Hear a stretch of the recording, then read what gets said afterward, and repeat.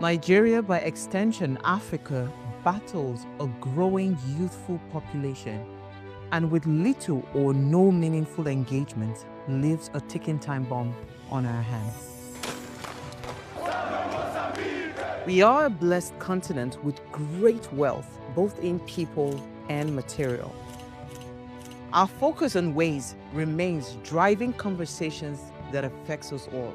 Topics in the news, social concerns, politics, leadership, governance, empowerment, resource management, conflict management, finance, SME sustainability, technological innovation, food security, health, education, brain drain, our well-being, citizenship, and much more. Our goal is to continuously drive these conversations, keep them burning at the table to effect a positive change, both for our nation and continent. Ways, what are you saying, has a secret ingredient that completes the conversation every single episode, and that ingredient is you. Our past conversations shaped our yesterday. To shape our tomorrow, we must keep talking. So, I want to hear you. Be a part of our live conversations Mondays through Fridays. And let's all have our say. The right to criticize the government is a fundamental aspect of democratic participation, but in Nigeria, this right is often contested. Despite the Nigerian constitution guaranteeing freedom of expression, citizens frequently face challenges and intimidation when speaking out against government policies and actions. This raises a critical question. Are Nigerians truly allowed to criticize their government? It's another beautiful episode on your favorite primetime show, Ways, and my name remains Osayiwa Mesale. Today, we're asking that question. Are citizens or are Nigerians allowed to criticize their government? Now, remember, Ways is all about you. You are the why in Ways, so be a part of the conversation every single day. Add your voice. And of course, to the discussion, you can also head on to our YouTube channel. It's at Official Upgrade TV. Hit the subscribe button, like, share, and invite your families and friends to join the show right now. And when I open the phone lines, I would really love to hear your thoughts on this topic. But first, let me allow you ponder on my quote for the day. It says, freedom of speech is a human right and the foundation upon which democracy is built. Any restriction of freedom of speech is a restriction upon democracy. And this was from Dia Khan.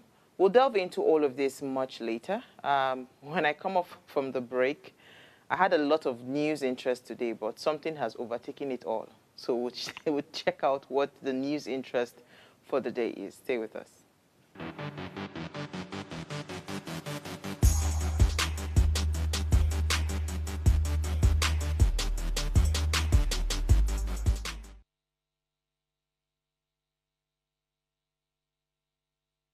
Tell us you're a Nigerian without saying a word. Energy security is one of the most pressing issues for many developing countries like Nigeria. And if there's going to be any meaningful progress, addressing our energy issues is non-negotiable. I need to see light from my house. Make them do something. Band A is expensive. I literally have to turn off all my appliances just to reduce costs. We need light. Introducing the Energy Outlook, your go-to show for everything energy. Every week, we'll bring you the latest insights, innovation, and in-depth analysis of Nigeria's energy sector. From policy discussions to regulatory insights, we will analyze the key decisions influencing growth and sustainability in the energy sector. We'll bring you the human stories behind the headlines, giving you a personal perspective on the broader energy challenges. Join me every Friday at 6 p.m. for the Energy Outlook, your guide to the future of energy, where energy means business.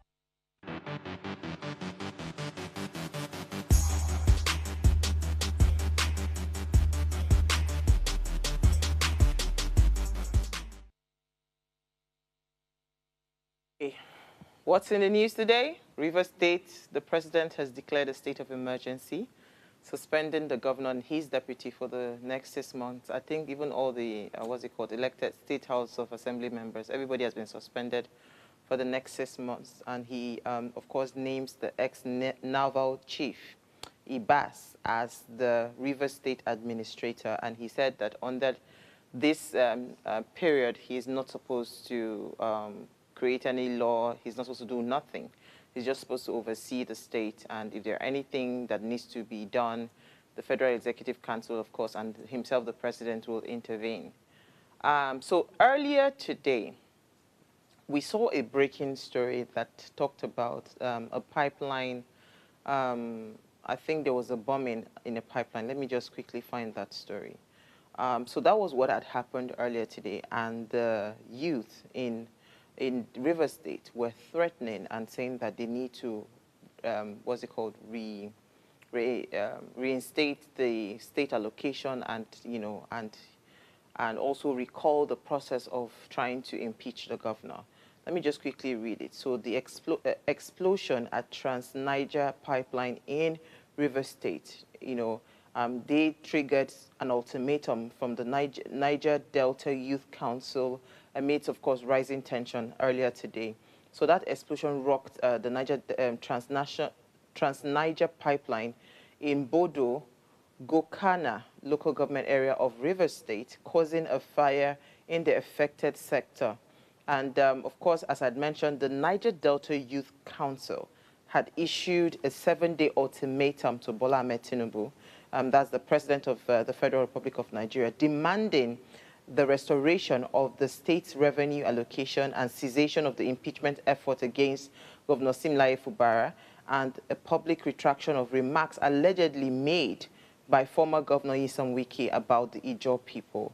And they also warned that failure to meet these demands will lead to a shutdown of oil production in the region, which will significantly affect the national economy.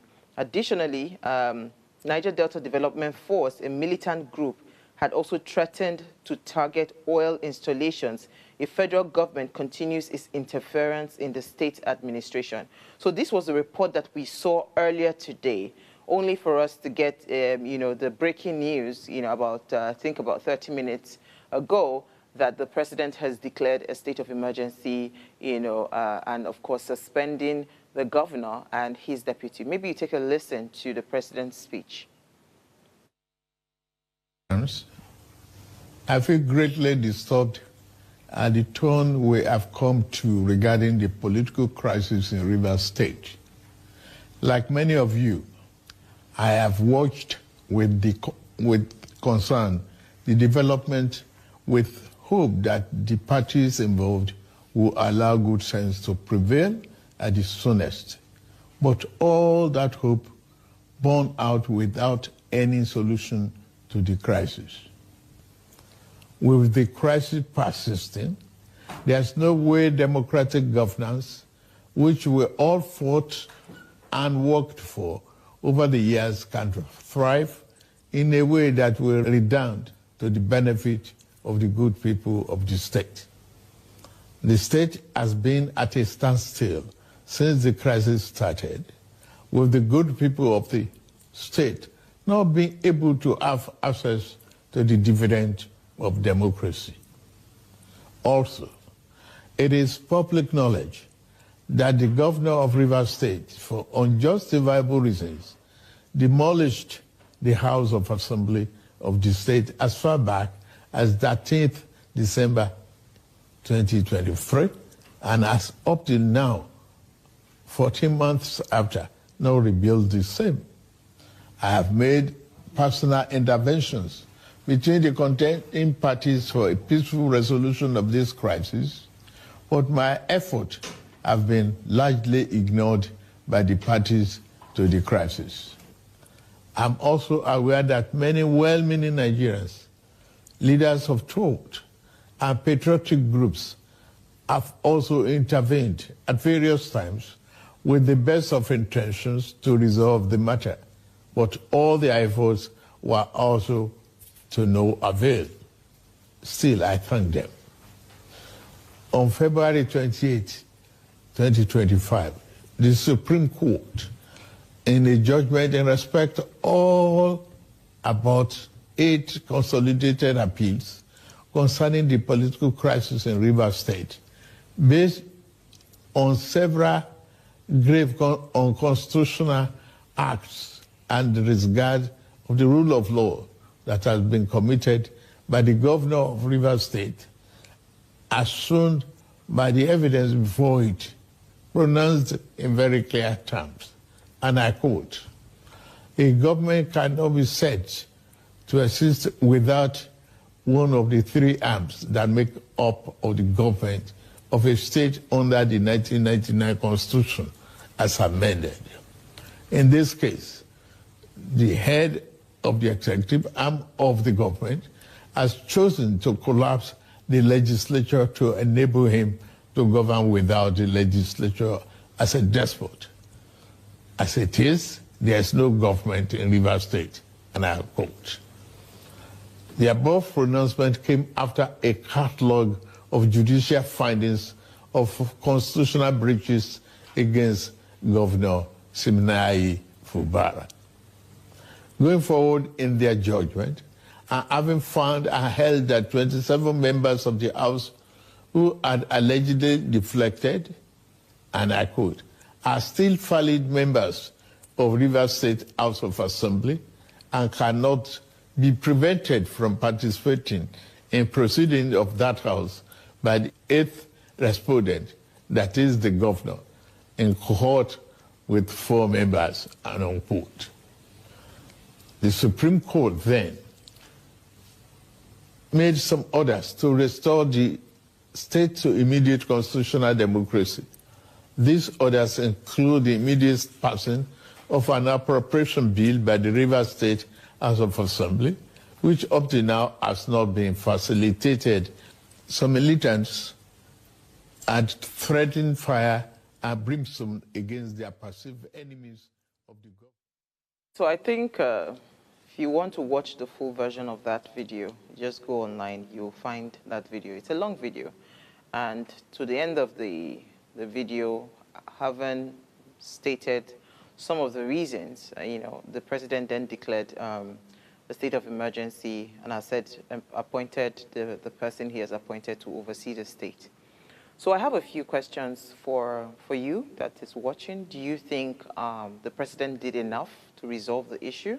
Because there are so many claims, right, that it seemed like the president was, was one-sided, right? It's alleged that the president, based on his relationship with Wike, seemed to have taken sides, with this case, and there were no genuine effort to actually even resolve the issue. And what do you think? Do you think that summation is true? Or do you think that the president genuinely, like he claims right now in this video, saying that he had made all efforts to get all parties to find a middle ground? And, do you think that he truly did that?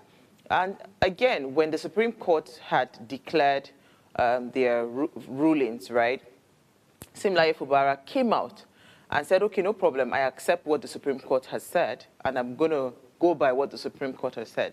Do you think that there were genuine efforts for the Rivers State House of Assembly members, the 27 members of the House? Do you think there were genuine efforts to even want to work with the governor? It seemed like it was dead on arrival. It's like the governor was hitting a brick wall, right, with, trying to even resolve the issue. So do you think all of these things are genuine? And do you think the president, right, of the Federal Republic of Nigeria, do you think his actions, speaks to neutrality in this case? Because again, it got to this stage before we're hearing, him coming out to speak. Of course, we've heard several stories of how he summoned the governor and all the lawmakers to come to, and of course, Wike, to come to, to meet him up in Abuja. But we don't know the outcome of some of those meetings and all of that. So I don't know what to say. I'll leave it to you. It's just a question I'd like to ask. Do you think, how would this play out for the people of Rivers State? What is going to go on? Does it seem like, truly there was just a clear intention from the word go, to, take out the sitting governor? So I'll leave those questions to you. That's the breaking news for today. So I'll take a break now. When I come back from that break, I have more to talk about, especially with the questions if Nigerians are allowed to criticize their government. And I'd like you to join me in that conversation. Stay with me.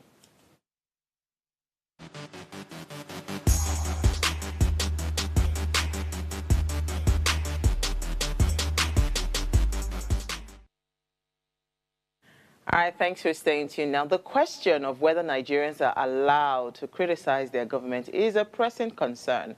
Now, of course, you know the recent events that have highlighted the tensions between citizens' right to free speech and, of course, the government's response to criticism, be it constructive or unconstructive, whatever it is. Now, the case of the NYSC lady Rita, a core member, that sparked a widespread debate about this question, if citizens are even allowed to criticize government, of course, is why we're having this conversation.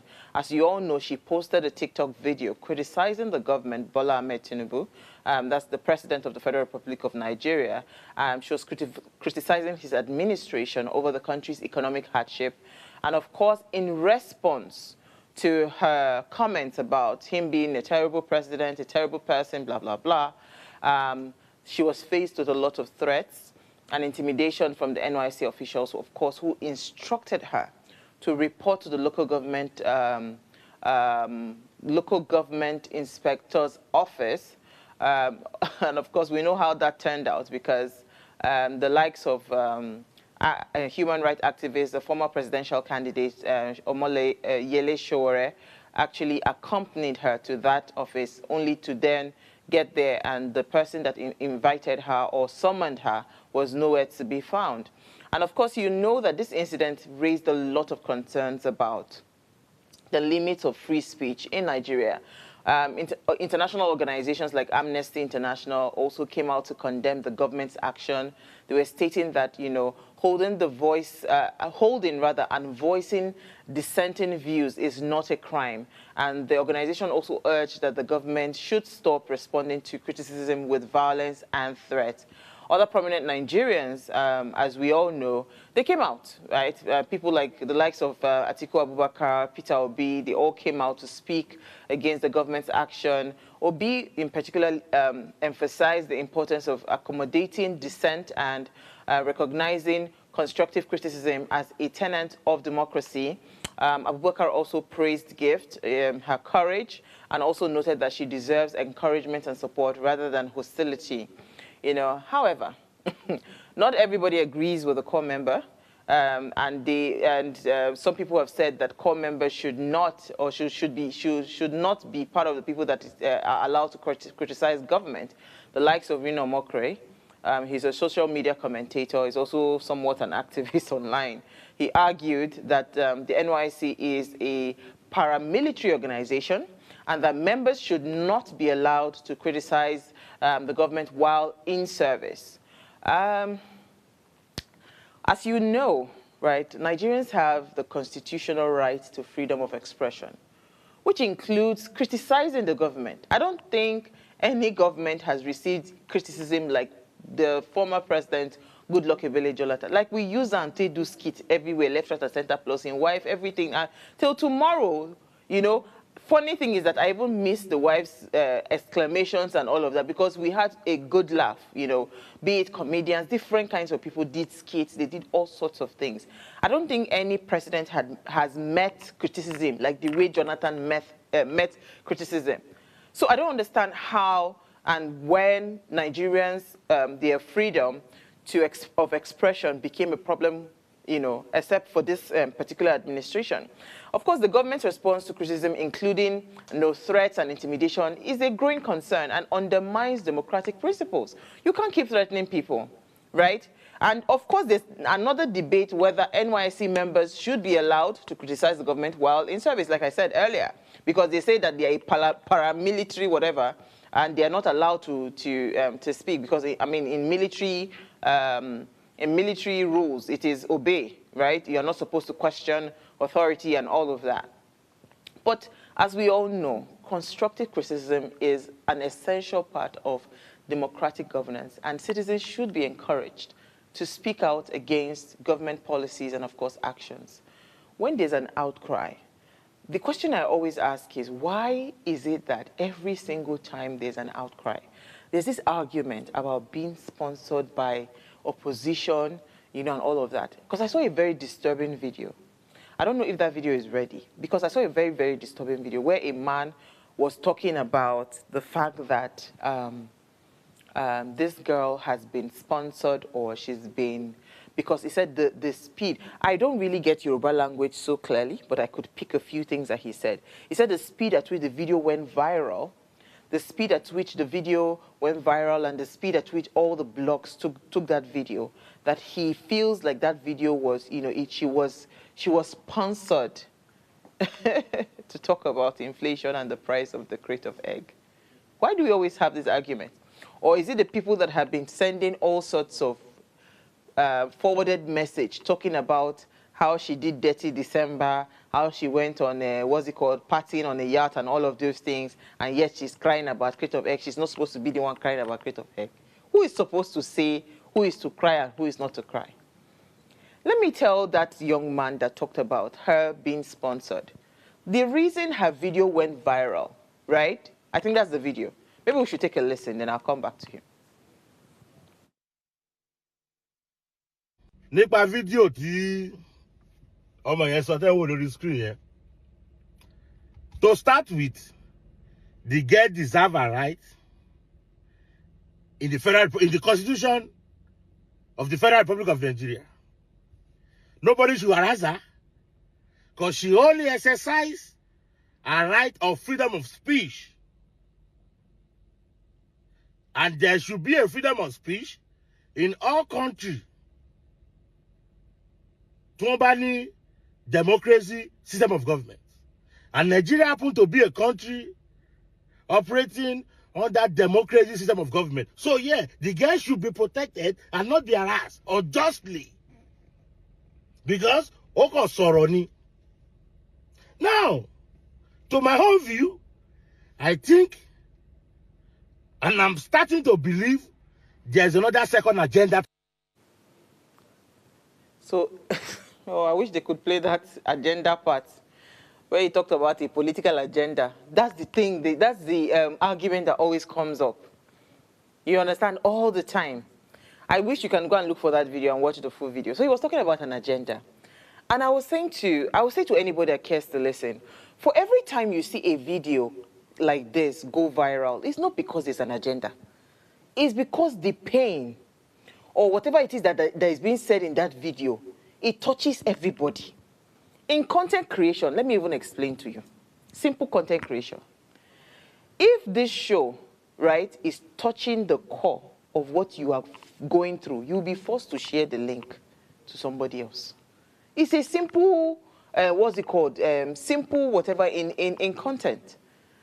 Most videos that go viral, you can tell that a lot of people are able to resonate with the video. That's why they go viral. It's not because the person is being sponsored to say what the person is saying. No. She only voiced out a common pain that was already lying in the minds of a lot of people.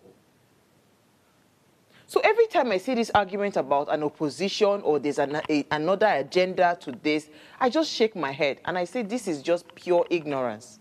Because if you understand what true hunger is, you understand, and you understand the pain.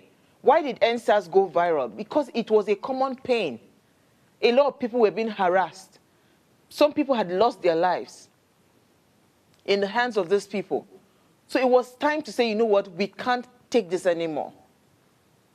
So the government should respect citizens' right to free speech and respond to criticism in a constructive manner. It's not everybody that's after your government or after, like, want to topple your government. If Uwa is talking here today, it's not because I could care. Literally, I don't care who sits on the, what's it called, on the throne. I do not care. The only thing I care about is that you should have the heart of the people. You must be an empathetic leader. That's all I care about. So if I come out to say that this is what is my pain, it's not because I want to attack your person as a leader. No. It is because there's a problem. I cannot sit by, even though I am comfortable. Some people are saying that she's comfortable. The fact that I'm comfortable does not mean I can watch another person go hungry. Some people are not wired that way. How we think, I don't understand how we process things. And this is why we have a problem in this country. Everybody is that, as long as I am full, as long as my stomach is full, I'm okay. You don't care whether the next person or the next man has eaten or his children are going to school. You know, this selfish attitude. And that's why it's so quick for you to attack somebody. When you see somebody come out to speak up like that, you attack the person and say the person was sponsored by opposition. NYC members, should they not be allowed to express their opinions and criticize the government policy as long as they do so in a peaceful and respectful manner? They are allowed. You promised them as a government that that you had reviewed their allowance from 33,000 to 77,000. Till now, it has not been effected. I saw a WhatsApp post. I don't know if they found that this thing. They sent a WhatsApp post to say, okay, I beg, made a no vessel at the end of March. Yes, this is the WhatsApp post that they are going to pay. What's it called? The allowance of 77,000. Did we have to get to this point? The other day, I took a story of a Loma staff complaining how they had reviewed their salaries to 85,000 and she was still being paid 40,000. And you say these people should not speak up?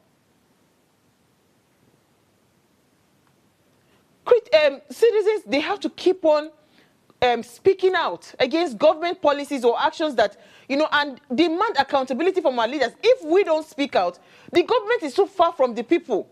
You are too far from us. And it is only when we shout like this on social media and praying to God that it goes viral that you hear us. So why would you say we should stop talking? This girl set out to do a 30-day challenge. It was a 30-day challenge that she planned to do. And see how God just did it. On day one, the entire video caught fire and the whole internet was on fire. If citizens don't continue to speak out, government will never listen. And the only voice we have right now is the power of our phones and what we have in our heads. That's all we have. Because we are actually powerless. Economically, we have a lot of weak citizens economically. Health-wise, same thing. Educational-wise, same thing. People don't even know what is good for them anymore. So when I hear things around sponsorship, please, let's stop it. Let us stop it. So let us even agree that this person, somebody paid the person to go and do the video. If the hunger was not biting, if the inflation was not hitting hard, look at what we are doing. In NEPA bill alone, NEPA, is it which one are we using? Electricity. We pay 100,000 and it does not last us 4 days. And this one we have turned off all our air conditioners. What kind of life are we living? If the income that was coming into the pocket of people is meeting up to the way the expenses and the inflation is going, nobody will be complaining. So sometimes when these videos go viral, it is because the pain is common to a lot of people. It's not because anybody is sponsoring it. So the question I'm asking again, are citizens allowed to criticize the government? Or should we just keep quiet and let us all die in hunger? Let's go on a short break. When we come back from that break, we'll share more insight and I would love to hear your thoughts on this conversation. Stay with me.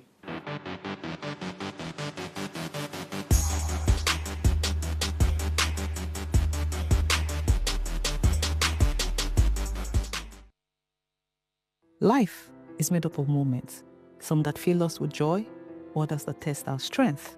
Welcome to Heartlines. This is our space to explore the highs and lows of human connection, the love, the heartbreak, and resilience that shapes our life. From relationships to friendships, parenting to partnerships, and so much more. Every week, we share stories and conversations that define us, navigating love, separations, the struggles of parenting, dealing with anxiety and managing the pressures and stress of life. Real conversations that bring us closer, helping us heal, grow, and connect. So join me Mondays through Fridays at 10 p.m. for Heartlines, the show where we connect hearts, have real conversations with real people, one story at a time.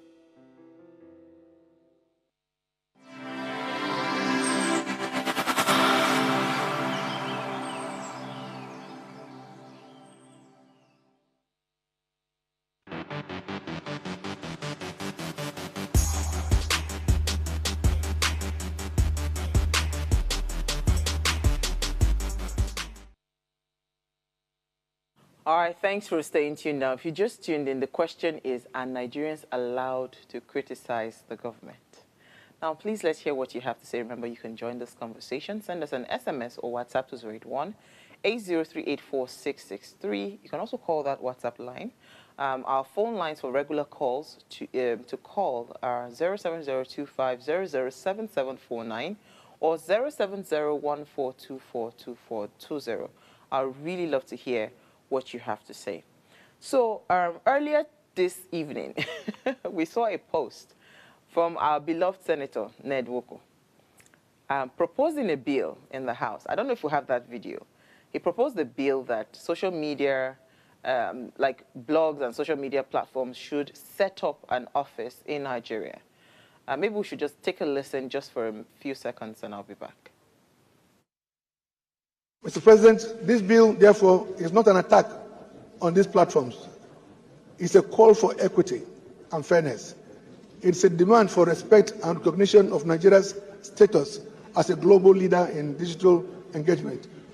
In furtherance of our commitment to a structured and accountable digital space, this bill also mandates all bloggers operating in Nigeria to have an office that is verifiable in any of the capital cities across the country. They must keep proper records of the employees and belong to recognized national bodies, which shall have its headquarters in Abuja. We cannot continue to have a situation where individuals operate anonymously, spreading information. Senator Ned Nwoko. Oh, wow. He said he wants to have a structured digital, what they call a space. Una don't structure the one una get already for Nigeria. You know, let me tell you something that I feel that is happening, right? Traditional media has been completely bought over by the government. If you go and check most traditional media houses that we have, mainstream media houses that we have, they're all, and it's actually not even unique to Nigeria. It's a global phenomenon, right? There are some media houses that are skewed to a particular political party and all of that. So it is a natural thing for political parties to have certain kinds of affiliations to various mainstream media platforms, right? So it is okay. What social media has done is that it has democratized, what's it called, information. So we're not having all that issues. Yeah, what's the word I'm looking for? Yeah. We are not having all that issues of one particular, waiting for a particular news source. Like literally you can go on social media and you can get all the news from different platforms and they will be genuine, like it checks out. So when the senator comes out to say, first of all, you can't even control bloggers because there are some people right now that are bloggers that are trending in Nigeria, but they are operating from the US. So how do you structure that? That's number one. Number two, and I think even the Senate president even mentioned it at the end of this video when he was telling him that bloggers are a bit distant. Number two, how do you put a structure to this kind of thing? I don't understand. So what I want to say is that yesterday I had a conversation with Yemi Adamolekun when we were talking about, how, citizens, the voice and, advocacy and all of that. It tells us something.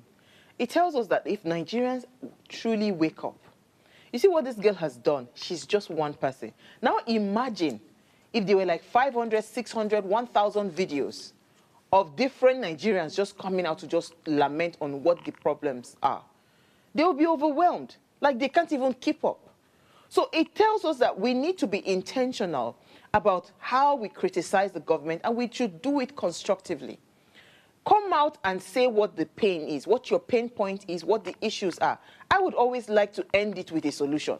Because I don't like to also just complain and complain. Let us tell them what the issues are, and let us also find solutions to those problems. for them in case they are not able to find the solutions. Let us also provide solutions for them. I think that would help, right? But for Senator Ned Walker to say that they want to put a structure to digital space, you're not trying to put a structure. You're trying to gag people. You understand? You are trying to gag people because as far as I am concerned, all the things that need structure in Nigeria, you've not been able to solve those problems. And you see the speed at which these our senators come up with laws that, it's affecting them and not the ones that are affecting the populace. Somebody went viral for complaining about inflation. She went viral for complaining about the price of egg. You did not raise a bill to say, what is causing egg to be expensive? Okay, let's say maybe the poultry farmers, they are finding it hard to find feed or maybe fertilizers or whatever it is that is making the crop that to feed the whatever. It's a cycle, right? Or you didn't come up with any creative idea to say, okay, how do we bring down the cost of egg? No. Instead, it is how we can gag and, let bloggers set up office so that you know where to go arrest, where to catch them. Oh, my God. I just thought to mention that. But let us go back to the issue. And to address, this issue about criticism, right, several solutions can be proposed. The government should promote a culture of tolerance and respect for dissenting opinions. And this can be achieved through education and awareness program that emphasizes the importance of free speech and constructive criticism. As I said earlier, I know sometimes Nigerians, we can be very brash with our criticism, right? And there's such thing as a constructive criticism, meaning it's a sandwich approach. You say the bad one, you say the good one, you also pad it with the bad one again, whatever it is. Or you do good, you put the bad in the middle, and you do another good so that you sandwich it. That's what they call the sandwich approach when you're giving a feedback, right? So imagine if the government is intentional about saying, okay, we've not said don't come out to criticize us. We've not said do not come to give out your own opinion. Start to train people and give, raise some awareness around the importance of constructive criticism.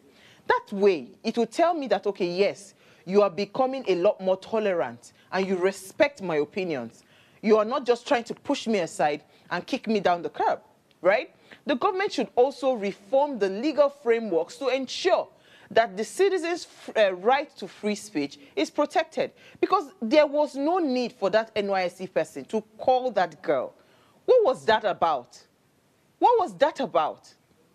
Right? This can't be, if we truly want to ensure that citizens' rights to free speech is protected, it can be achieved by repealing laws that restrict free speech and enacting new laws that promote transparency and accountability.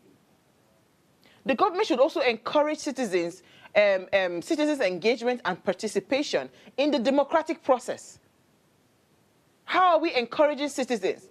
In the last election, we saw how somebody came out threatening a particular set of people from a particular ethnic group to say, do not come out to vote. What is that? And the government did nothing about it. So when you see that you are met with this brash criticism as a government, it means that you also have left room for those kinds of things to happen. If you as a government, every single time, it seems like you are tolerant of negativity towards your citizens, what would you be met with? You will be met with negativity. It's energy for energy that we are matching. When we see that the government truly cares about us and they are empathetic, we also will come up with a lot more constructive means to be able to air our issues or lay our burdens to you. What happened to town hall meetings? Citizens' jury, online platforms, that helps to give citizens that opportunity to give you feedback. If you are a serious government, you will set up those things so that we can have those kinds of engagements with you. Now, the issues of whistleblowers, for instance, you go and blow whistle. It is the people you blew the whistle to that one inform the person you blew the whistle about to say that this is the person. No. I watched the video, I was alarmed when the girl was talking about the drug cartel, how if you go to blow a whistle, right, to the authorities like NDLEA, it is after they have raided and done everything, later they will call the person and say, that girl, be careful of how. She's the one that blew you. So that was how a friend of hers died. She had a podcast with one pastor, Femi Lazarus, I think. If the government is not protecting whistleblowers or ensuring that they are not harassed or intimidated for speaking out against bad policies or bad actions and all of that, then who is supposed to protect them? Instead, it's the government that is even, what's it called, selling them out. We need to be very clear. The government should also address the underlying issues that will drive a citizen to even criticize you in the first place. As I said, somebody came out and is shouting about crate of egg. You went and you are trying to pass a bill on, what's it called, on internet bloggers and social media platforms to set up an office so that you can know where to catch them. Come on. Let's take a caller. Good evening. Hello, you're live. Sir? Do we lose the person? Right? I don't tire. Somebody has called and there are underlying issues to why the person is crying. It's just like you have a baby. A baby is crying. The first thing you do, instinct will tell you, check the baby's diaper, check the baby, maybe they're having cramps or whatever, check. So when the issue is there, you can now say you isolate what is causing the discomfort, right? No. In Nigerian government, the baby is crying. Will you shut up there? Or will you be crying? You have no right to cry. You're not even addressing why that baby is crying. And of course, see, all of this can be achieved by implementing policies that promote economic development, that promotes social justice, that promotes humanity, that promotes human rights. I still don't get it. But whether we like it or not, as a government, you would always be met with criticism.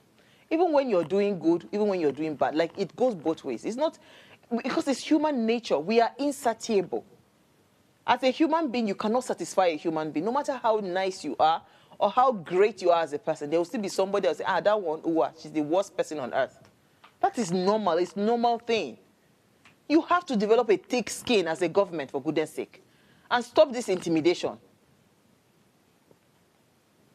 So to ensure that Nigerians can criticize the government without fear of intimidation or harassment, I would recommend the following, right? I would say that just like the international groups have called on the Nigerian government to stop responding to criticism with violence and threat, the government should also heed to the call and ensure that the citizens' right to free speech is respected, right? I mean, don't make it look like, sometimes when I see what the government is doing to us as a people, I feel like you feel so superior that I have no right to say anything. Anything that you give me, I should just accept it as a citizen. That's what the thing they be. That's not how it's supposed to be. Oh, my friend, oh, good evening, Loma. Evening, my sister. How you doing? I'm very fine. Thank you for calling. Go ahead. See, if you will blame the hawk for wickedness, first and foremost, scold the mother chicken for exploiting her children. Let me tell the politicians of today, nobody will stop us from criticizing the government constructively. When they don't do good, we will criticize you people constructively and tell you what to do. There's no way somebody will tell you that what you have done that is not right, and it becomes a crime. If you are not talking about it, open your prison yard and pack everybody in.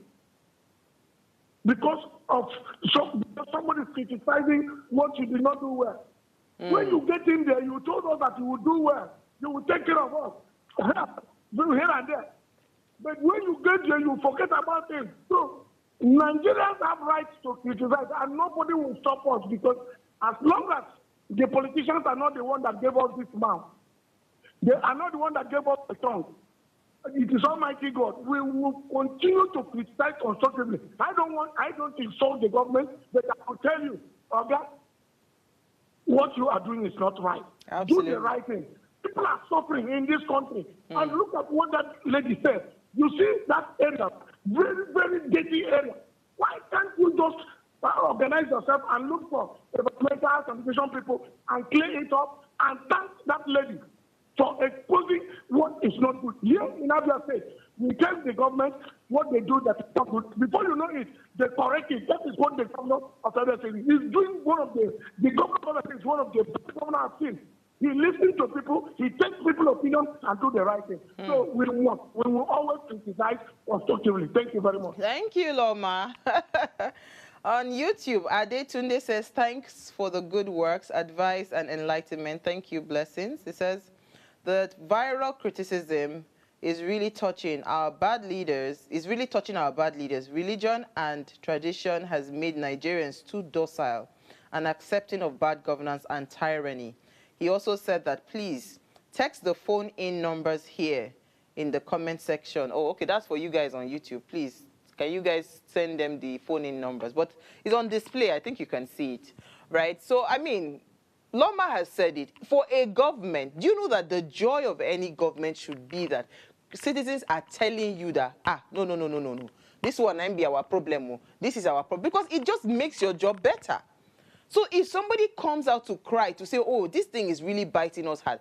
There's a guy that's been shouting on YouTube, Instagram, on real estate and TikTok about how the high cost of, real estate is going crazy in Nigeria. Still up till now, government has not said anything. If tomorrow one of his videos go viral, they will say, it was opposition that sponsored him. That's not how it works. Because the truth is that we need to look at what Senator Ned Nwoko is trying to the bill is proposing. It makes no sense. Real estate is skyrocketing in this country. Landlords just wake up and put an obscene amount of money on people's rents, just like that. And people are not allowed to question it. These are the kinds of control you need. Price control, these are the kinds of things you need. But no. It is how you want to control internet, and you want to control social media, and you want to control bloggers. Does it make sense? Even the NYSC should play a role in promoting free speech. Most of these coppers, they live where they've stayed for years.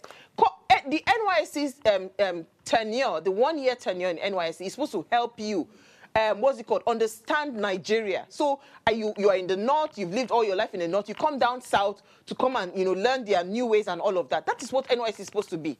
So you're supposed to be a platform to promote free speech because they should be able to share their experience without any fear. We have another caller. Good evening. Yeah? Hello? Is he there? Oh, we lost him. Oh, apologies, right?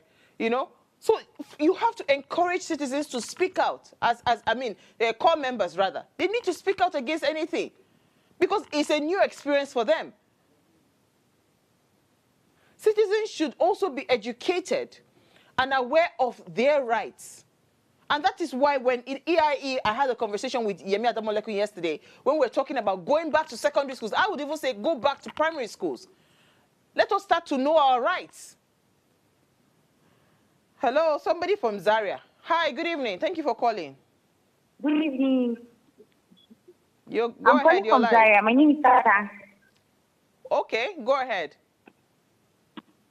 Okay, so I called pertaining the issue. I'm watching you guys here on the television live. So we are the government.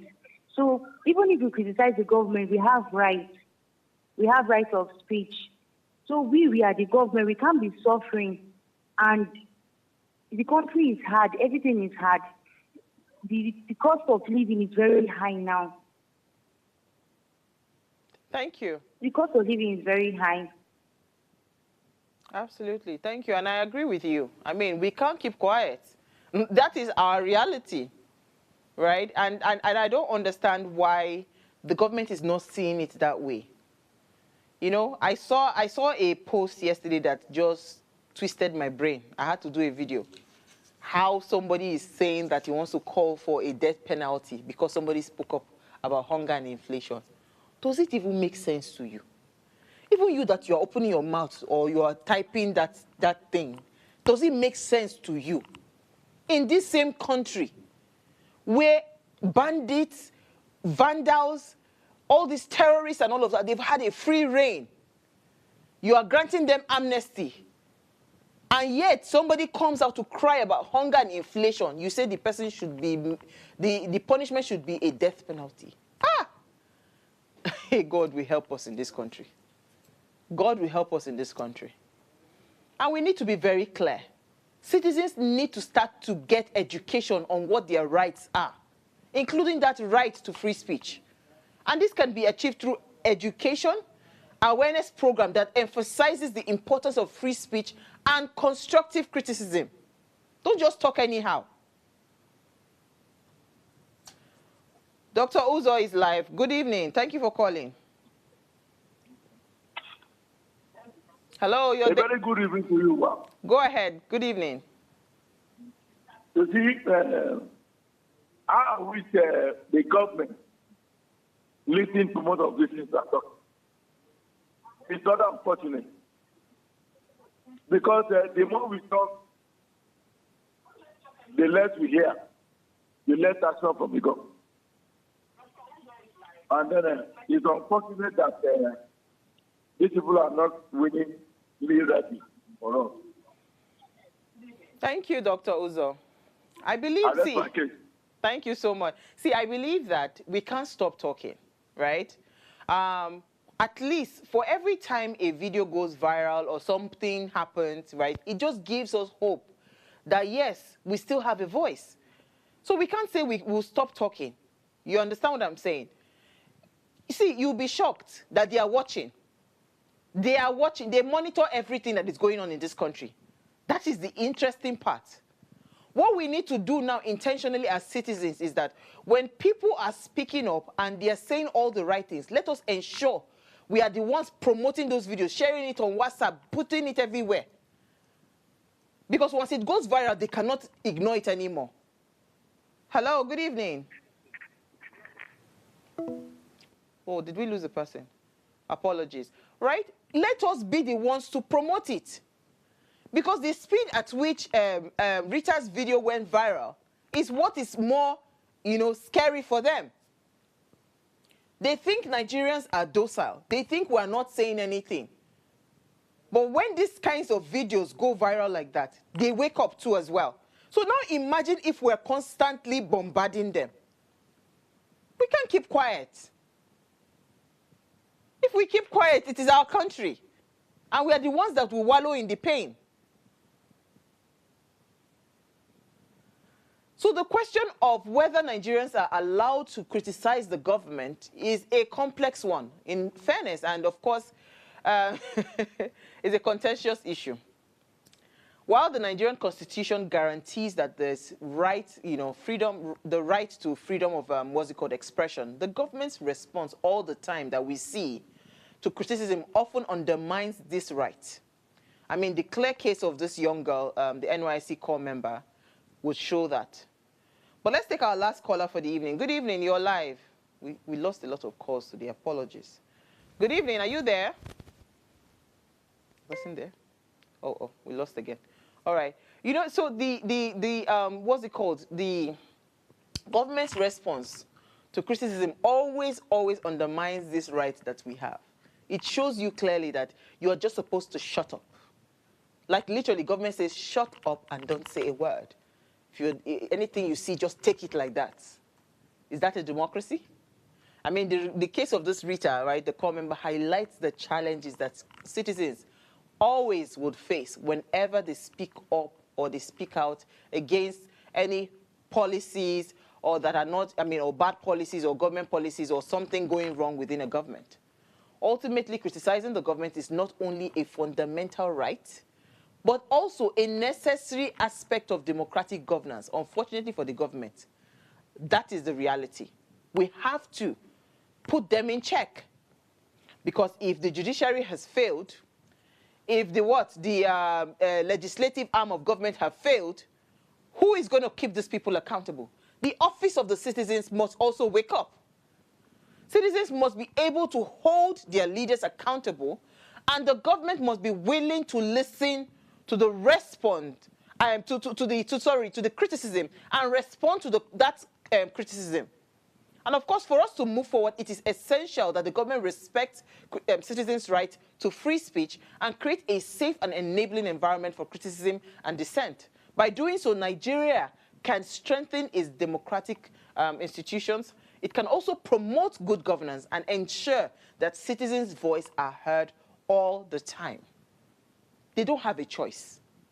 So I would say to every citizen, we need to keep talking. That is why we are here. It is what are you saying? So it means that you have to be saying something all the time. So thank you again for watching. Thank you for being part of our guests. Apologies that we lost a lot of calls today. I kept on hearing the phone ringing, but apologies. Sometimes it's just, network.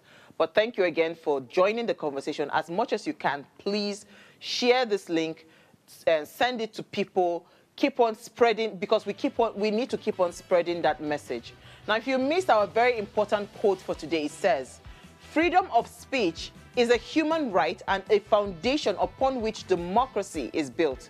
Any restriction of freedom of speech is a restriction upon democracy." It is plain and simple. If we say we are a democratic nation, then we must at every time tolerate people when they come out to speak against us as a government. I'll see you guys tomorrow, 8 p.m. Enjoy the rest of your evening.